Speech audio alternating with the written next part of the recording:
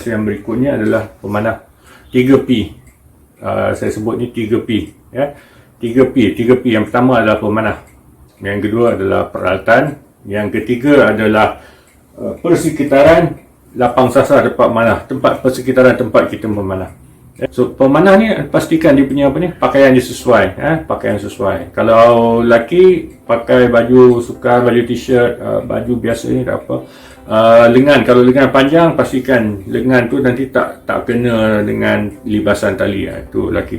Kalau perempuan saya biasa ingatkan brush, yang mana suka pasang brush besar-besar, yang ke atas ni. So takut bila tarik tu mana-mana ni tersangkut dekat tali, tu jaga brush tu, ya. Nanti bukan tali, bukan brush je pergi, takut dengan tudung-tudung pun semua, sebab libasan tali tu memang laju, ya. Okey, pastikan dah tahap kesihatan pemanah tu baik, keadaan waras. Kalau sakit, memang dah tahu sakit, bahu je sakit, pergi tarik juga panah, nanti menambahkan kecederaan. Tak mau macam tu lah, boleh dielak, kita elak. No dry fire, menarik, melepaskan busuk, ini kena ingat selalu. Minta izin dulu dengan sesiapa yang tuan punya. Kalau kita tak ada busuk, kita nak pinjam, nak tengok orang punya busuk, minta izin dengan tuan dia. Dapat izin, tuan dia dah bagi, kita terima. Jangan tarik dan pam lepas terus tanpa ada anak panah, itu akan merosakkan busur tu. No dry fire, ingat tu, jangan dry fire. Tambah lagi yang orang punya, kalau sendiri punya tak apa, rosak lah kan, tapi kalau orang punya nak ganti tak. Okey.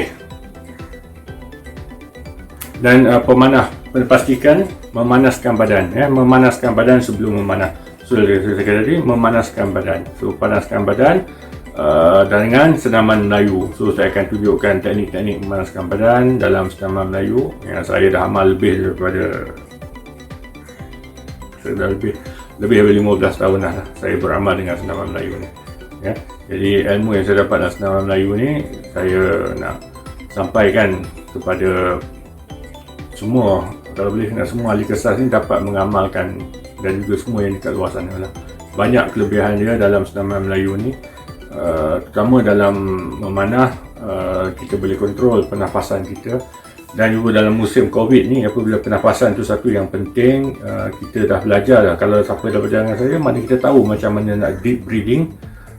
Kita boleh fokus pernafasan kita kepada bahagian-bahagian badan yang kita, kepada bahagian bawah, bahagian penuhkan kita punya bahagian paru-paru, kita boleh kecutkan perut, kita boleh sedapkan pinggang kita dalam pernafasan saja. So itu antara kelebihan apabila ada senaman yang sesuai dengan memanah. Kita dapat memanah dengan lebih baik, insya-Allah. Kita panas badan, lepas tu bila habis memanah kita kena sejukkan badan. Okey, peralatan. Yang kedua adalah peralatan. Tadi 3P tu, yang pertama adalah pemanah, pemanah ni. Yang nombor 2 adalah peralatan. Peralatan manah yang asasnya mesti ada busur. Ini busur lah, ini busur tradisional, Dan busur ni basic dia kena tahu ni tempat kita pegang ni, memegang dia lah, ini limb, kita panggil lengan bawah, lengan atas, upper limb, lower limb in English. Ini dia punya string, kita tahu dia punya string. Ini ada knock dia, ada yang buat daripada tali, ada yang buat daripada tembaga, ada tembaga knock, string knock. Yang ni adalah bahagian siah, kalau dia panggilnya bahagian siah lah. Ini mimix Ottoman-nya lah, Ottoman punya busur. Ini ada kayu, so ini kita panggil siah, atas dan bawah. So itulah basically ni lah busur, ada pemegang, ada tali, ada kayu yang dilengkungkan, dan ada tali. So busur nombor 1. Boleh beli ni di Decathlon. Dulu harga RM49, sekarang ni harga dalam RM59, dah naik RM10. Sekarang ni tak tahu, yang terbaru saya tak tahu. Ini paling asas, kanak-kanak boleh guna. Dia ada getah kat sini, so bila ada getah, bila letak jari tu tak sakit, letak jari tidak sakit. Dan dia ada ni, dia ada penyanggah ni, dia ada arrow rest, tempat nak letakkan anak panah ni. Jadi bila kita letak anak panah ni tak jatuh, Sama, tak jatuh, dia sangkut. Dia akan sangkut kat sini. Dia sangkut kat sini. So ni kelebihan. Dan saya dah pernah cuba busur ni, memang dah boleh tarik. Boleh tarik. Kalau dewasa pun boleh tarik. 28 inci tu okey lah. Kanak-kanak tak, memang pendek lagi tarik, tapi kalau dewasa tarik tu boleh pergi sampai 28 tu, tak ada masalah. So boleh guna busur ni. Ni busur. Yang nombor 2 adalah anak panah. Anak panah. Anak panah ni dia material dia macam-macam. So antara yang biasa adalah kayu. Ni material dia kayu. Ini saya pasang sendiri, saya buat sendiri. Saya beli bahan-bahan dia, kayu. Ini feather dia, pasang gum kan.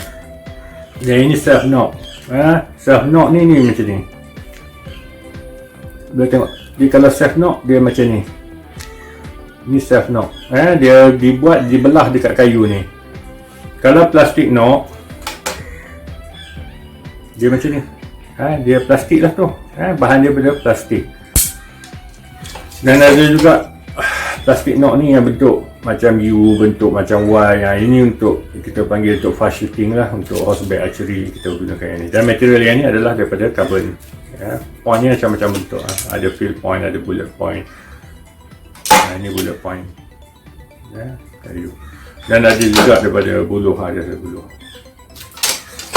Okey, itu yang basic asas. Dan kena tambahan aksesoris dia. Bila dah mana ni ada. So adalah orang beli yang kita panggil ni 3 fingers. Yang mana shoot 3 fingers boleh pakai ni. Untuk jari, untuk cover jari. Ataupun yang pakai thumb, boleh gunakan, boleh lapik dengan kulitnya.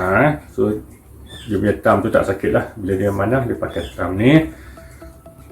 Ada glove, boleh pakai glove. Ni thumb ring, thumb ring, jadi boleh pakai. Lama tak pakai, tak dah. Ni thumb ring. Okey, arm guard, pasang ke arm lah, arm guard. Ataupun yang macam ni bentuk, pasang guard untuk mengelakkan daripada kena tali. Dan kita ada antara lain yang perlu, mana perlu ada quiver, tempat meletakkan anak panah. Ni quiver, ni kulit. Antara lain pasang dekat pinggang. Ataupun yang jenis macam ni. Ni untuk, ni memang khusus untuk horseback archery. Sebab dia ni kalau dia nak, dia boleh pasang. Ini pun saya buat juga, saya pasang. Cuma perlukan shaft, perlukan dia punya feather, perlukan dia punya plastik knock kalau nak itu. So ini, ini satu lagi jenis. Okey, untuk permulaan yang paling baik adalah ini. Ini adalah apa kita panggil tong. Tong apa ni? So dia ada tapak, dan dia ada dia punya pipe PVC ni, dia guna PVC putih, letak di atas tanah, atas lantai. So kita boleh memanah. Sebab yang asas nanti kita akan tunjuk, safety dia mesti manah daripada bawah. So itu basic peralatan kita ada. Lepas tu kita ada target butt, target face, target stand, tempat kita nak meletakkan target, kita panggil target board tu, tempat meletakkan tempat kita menghalakan anak panah. Dia buat daripada PU foam, dia bentuk sponge macam tu. So itu jadi, dan kita ada target face. Kita letak kat situ dan kita boleh memanah. Okey. Yang nombor 3 adalah tu selesai bab peralatan. Ada satu lagi sebab peralatan yang penting adalah periksa peralatan. Periksa peralatan. Setiap peralatan mesti diperiksa. Sebelum kita guna, pastikan sebelum kita menggunakan peralatan, sama juga kita periksa diri kita sebelum mana, kita periksa kita punya tahap kesihatan kita, periksa juga peralatan kita. Kalau peralatan, pastikan kalau benar dia punya tali string ni dalam keadaan baik, tidak ada berpintar-pintar, keluar bulu apa semua macam dah nak putus. Boleh tengok bulu tu kan putus. Visual, kita tengok dengan mata dulu, tengok. Dia punya lim ni semua okey, keadaan baik, tak ada pecah, tak ada apa. Kita pegang, kita rasa okey dah semua ni, kita boleh cuba tarik perlahan-lahan. Tarik okey. Okey, tak ada bunyi pelik-pelik apa semua. Tak ada bunyi pelik-pelik dan okey. Mana busur dalam keadaan baik. Pastikan dia punya alignment, kelurusan dia ni. Check lurus dia ni, Check kelurusan dia, check. Semua okey. Pergi nombor 2. Yang kita mesti bila kita pakai busur mesti ada anak panah. Jadi bila anak panah, ambil yang ni. So tengok dulu. Semua okey, semua complete. Dia punya pedal cukup, plastik dia ni tak ada patah ke apa semua. Point dia dalam keadaan sempurna, kayunya shaft dia dalam keadaan baik. Lepas tu kita cuba dia punya testing dia ni, nak tahu shaft dia semua okey. Kita flexkan dia. Nampak ni? Kita lenturkan dia, lengkungkan dia betul, nampak? So kalau ada bunyi pelik-pelik, ada crack apa semua tu, tak. Kita tengok yang ni. So lentur, nampak? Lentur pula keluar. Bila kita lentur ni, keluar, jangan lentur ke dalam. Takut dia bila kalau kita lentur dia patah, nanti dia datang ke arah kita. So check semua, target apa semua dah check. Check semua okey. Okey, settle. Baru kita pergi nombor 3, iaitu persekitaran lapang sasar memanah. Pastikan persekitaran lapang sasar memanah tu, kalau kita manah ke 5 meter ke 10 meter ke 30 meter ke up to 50 meter, semua dalam keadaan baik. Dia punya laluan kita bersih, tak ada benda-benda batu ke tunggul ke apa. Pastikan laluannya bersih. Pastikan juga bila sebelum kita manah tu tak ada manusia, tak ada binatang, kucing ke anjing ke kat depan tu. Pastikan tak ada binatang kat depan tu, terutama kalau manusia lagi lah. Dan juga pastikan tak ada kenderaan ke apa. Kat ujung tu, tepi tempat kita mana ada pula kereta. Jadi kalau tersasar mana boleh kena kereta, di satu isu pula. So pastikan. Dan yang paling selamat adalah yang belakang itu ada natural backstopper, ada bukit ke, ada kain yang memang penahan anak panah. Itu yang terbaik lah kalau ataupun kalau tanah tu memang lapang, selapang-lapangnya pun baik, tapi apabila terlepas tak kena target, patut kita manah 18 meter, tapi sebab dah terlajak semua jauh, kena pula jalan dekat 100 meter nak pergi kutip anak panah kan. Jadi kalau ada backstopper kat belakang tu, ada natural backstopper, ada bukit yang tinggi di belakang, cukup tinggi kat belakang tu, anak panah akan melekat dekat natural backstopper. Jadi ada slope yang menahan anak panah daripada merosakkan anak panah. Satu, dia tak rosakkan anak panah apabila pergi kat bukit, kecuali kalau ada batu ke apa. Dan yang kedua tu dia selamat, dia anak panah selamat dan senang, mudah dicari. Kalau kita tersasar, mudah nak cari anak panah. Itu 3 perkara tadi.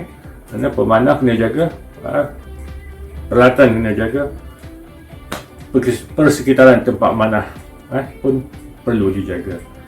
Okey, selesai bab 3P. Okey, dah habis.